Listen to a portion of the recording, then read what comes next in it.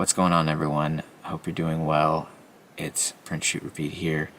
I wanted to take a quick second to honor Jay Stark. I had just learned yesterday that he had passed during a raid. Apparently he died from a heart attack, and that's what the information's being given out is telling us. If you want more information, I think Popular Front did a tribute on him, and I would check that out.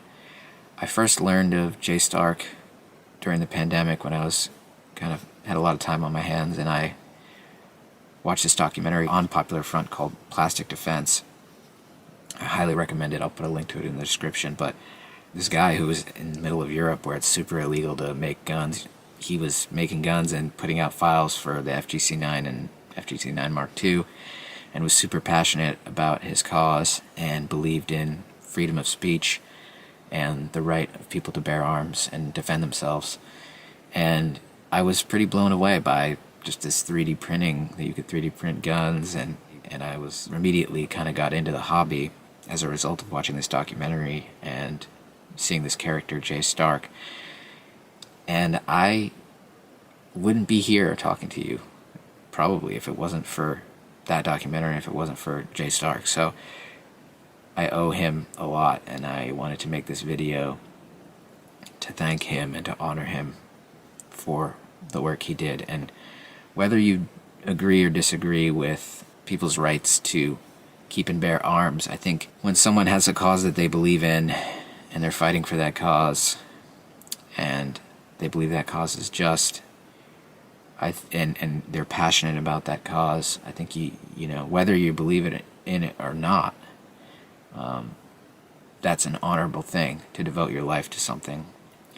And he did just that, and he said in the documentary that he wasn't afraid to die for this cause, and it's a pretty serious thing, and it's something that I think not a lot of people can say. So I believe personally in everyone's right to defend themselves, and I believe in freedom of speech and freedom of expression. I have been to conflict zones around the world in my work prior to where I'm at right now, and I have been to refugee camps, and I've seen the results of what governments can do when they're unchecked and when the people don't have the ability to defend themselves. And those results are horrifying. And the stories that I've heard from some people are just, you wouldn't even believe. And I won't go into it, but the right of people to protect themselves, I believe, is essential. And that's what Jay Stark fought for.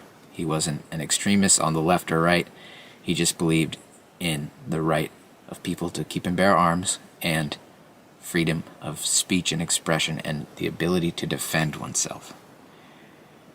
So I want to thank Jay Stark for everything he did for this community, and thank him for getting me into this hobby, and offer my condolences to his family and the people around him.